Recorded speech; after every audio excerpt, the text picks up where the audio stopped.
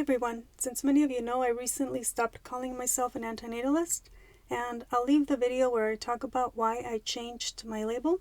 So here I want to explain in more detail what it means to me to be anti-birth, and as always, this is just my personal opinion, so let's begin.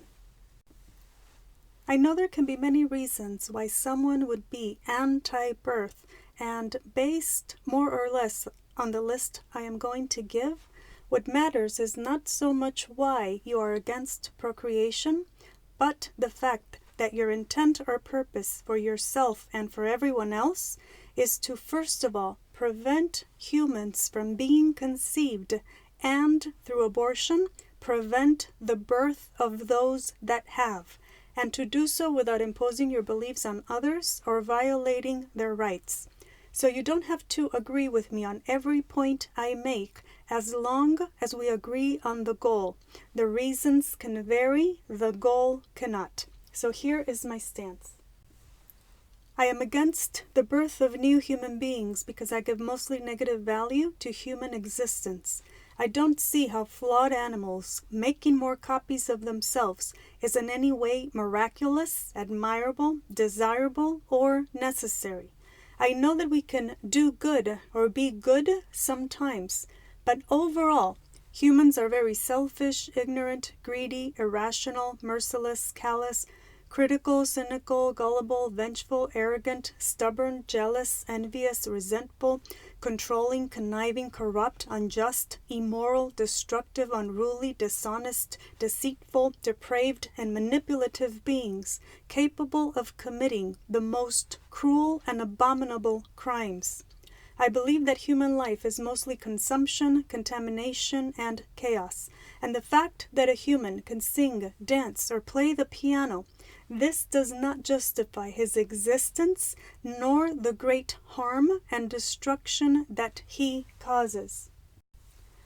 I personally see humanity as a plague that has nothing of benefit to offer this planet, and as far as I can tell, we serve no positive purpose, so I think it would be best for us to become extinct by choice, not by force. I am not saying that all humans are horrible or that everyone should kill themselves. What I am saying is that I see no good reason or excuse for any person to come into existence or to reproduce ever.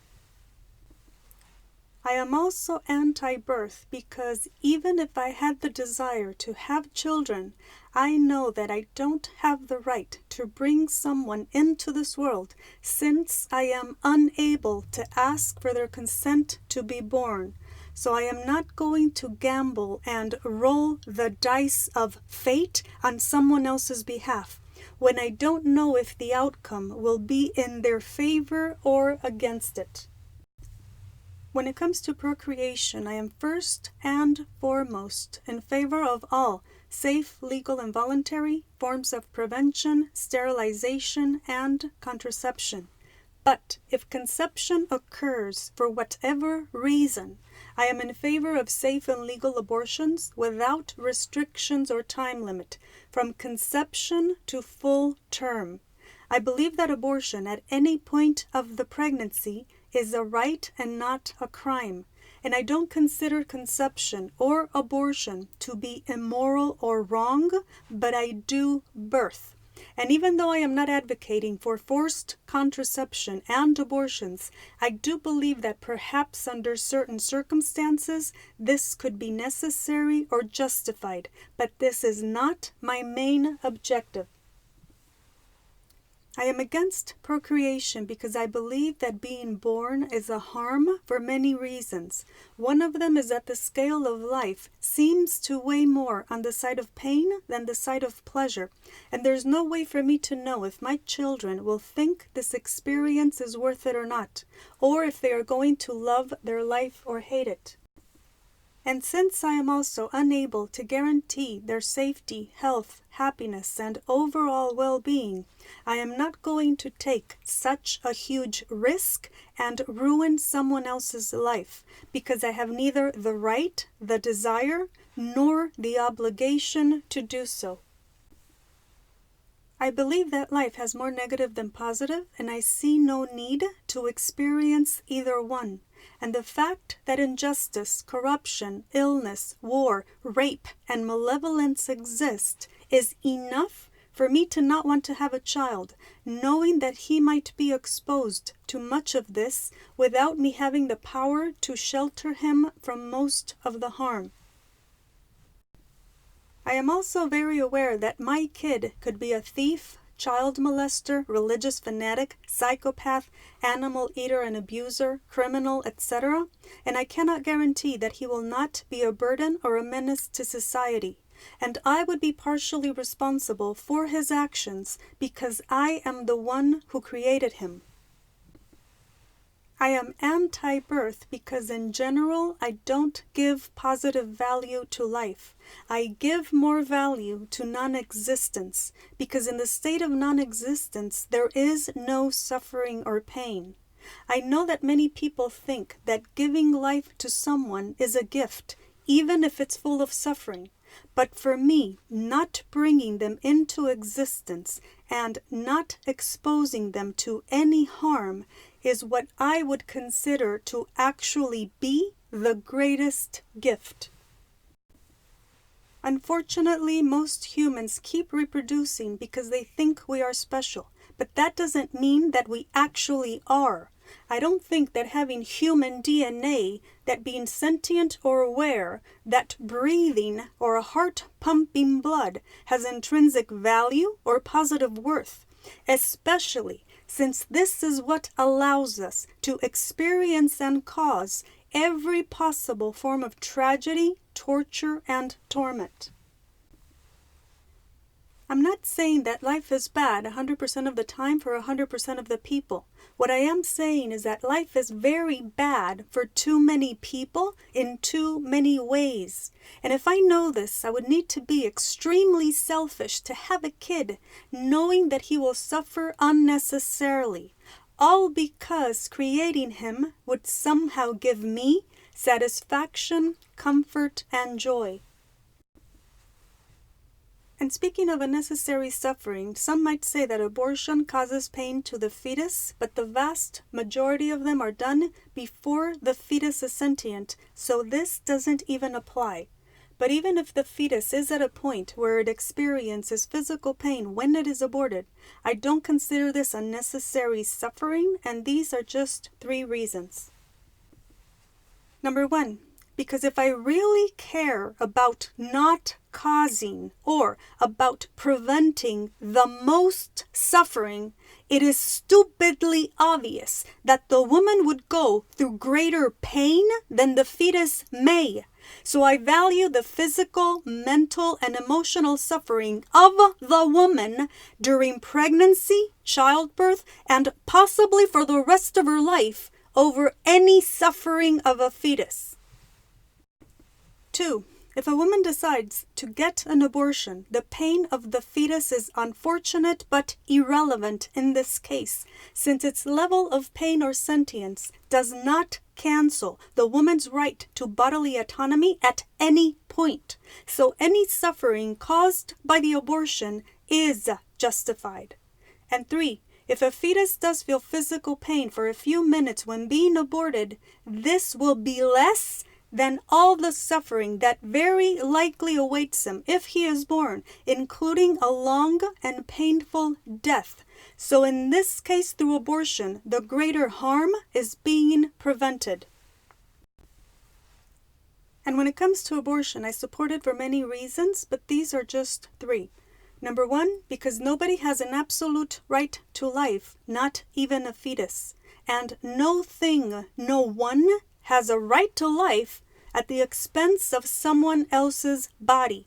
2, because nobody has the right to use the body of another without their consent, not even a fetus.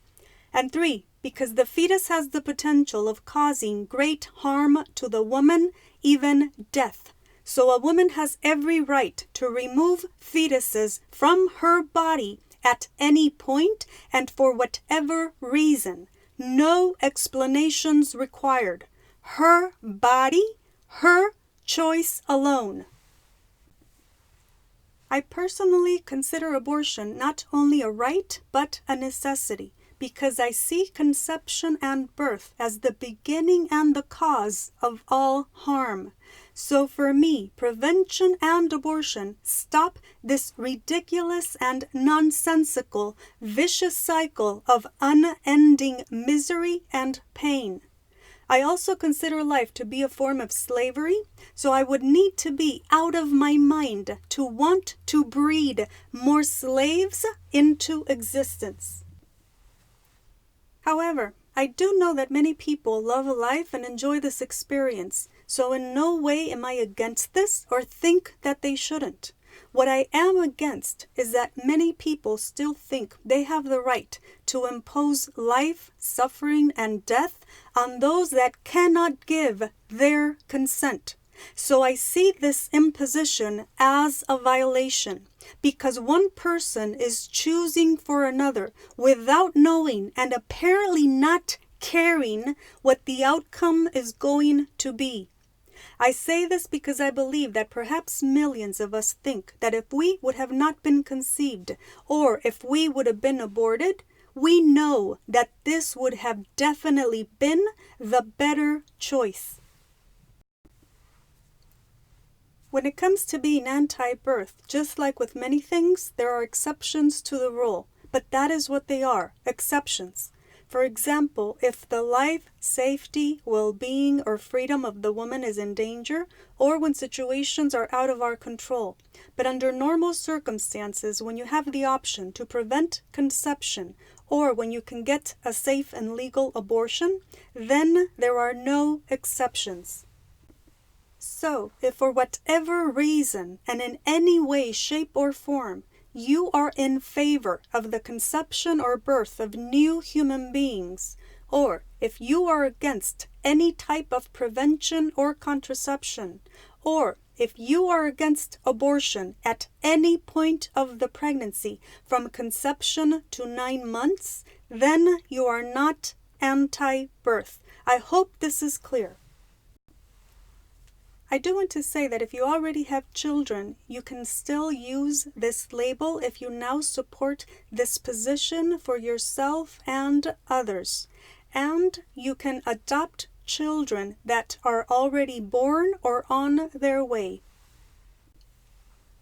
I do want to make it very clear, though, that being anti-birth has exceptions but not conditions. For example, you are not anti-birth if you are doing it because of global warming, war, overpopulation, or because you can't afford to have kids, but you plan on having them if your finances improve or if the problems in the world get resolved, or if you are doing it as a form of rebellion or as a fad. Or if you think, for example, that educated rich people should reproduce, but poor uneducated people shouldn't. Or if you think that nobody in the world should have children except you. Or if you think that it's okay for everyone to have 1 or 2 kids, but not more than that. Or if you are in favor of surrogacy. Or if you are only in favor of prevention, but you're against abortion. Or if you support abortion only to a certain point or for certain reasons. Or if you don't want kids right now because you hate children, humanity, or life, etc., but you might change your mind in the future. I think you get the picture. So you can be an anti-birther and hate life, but hating life does not make you an anti-birther. And if you don't understand this position, or if you don't agree with the premises or arguments given here, then please don't use this label. Use another one that better represents your beliefs. In conclusion, I am anti-birth because I give overall negative value to human life, and I don't think that anyone needs to exist or to reproduce ever. I also know I don't have the right to impose life and death on others, since I am unable to ask for their consent to do so. I also believe that life has more negative than positive, so it's not worth coming into existence. I am against causing unnecessary suffering, and I'm in favor of preventing the most amount of harm. That is why I believe that this is the most ethical and responsible position to take. I believe that it is ideal to not be conceived in the first place, or that it is better to be aborted than to be born. And even though I know that life can be enjoyable at times, the bad seems to outweigh the good almost every time and in every way. So by no stretch of the imagination could I ever say that this experience is at all worth it. So I think that's it for today. I will leave a link to my Why Am I an Anti-Natalist video. Everything I said there still applies, even though I have changed my label. And I always forget to mention this, but feel free to mirror my videos on your channel or share them or upload any parts of them you like, and you don't need my permission. All I ask is that you please leave the link to my original video or to my channel, if at all possible. So thank you so much for listening, and I'll talk to you soon. Bye.